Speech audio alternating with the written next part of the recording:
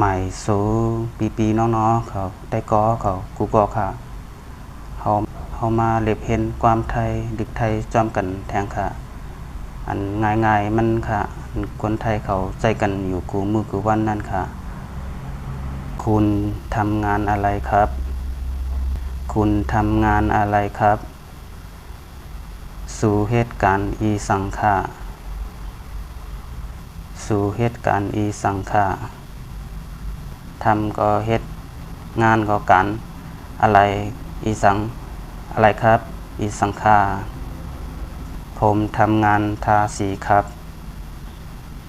ผมทำงานทาสีครับค่าเหตุการณ์ทาสีค่ะ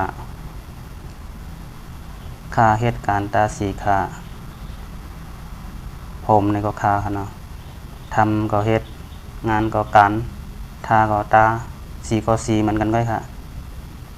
ครับก็ค่าผมทำงานทาสีครับค่าเหตุการณ์ทาสีค่ะตั้งเหนือในเป็นเสียงออกภายไทยครับเนาะสีเหลืองๆเลยค่ะผมทำงานโรงงานครับผมทำงานโรงงานครับค่าเหตุการณ์โรงการค่ะโรงงานนี่ก็โรงการค่ะเนาะความไทยไรความใต้บ่เปิงกันสังขะพี่น้องเขาง่ายๆกันไว้ค่ะเนาะกวยกาลิกไทยแลลิกใต้ได้เหมือนกันค่ะเปิงกันนำไว้ค่ะเนาะ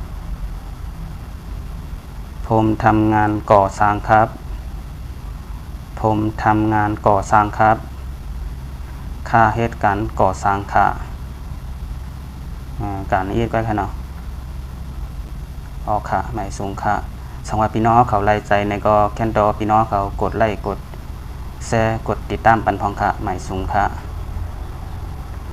เอาค่ะตอนตามมื้อนี้ได้เอากันนานก่อนค่ะเนาะ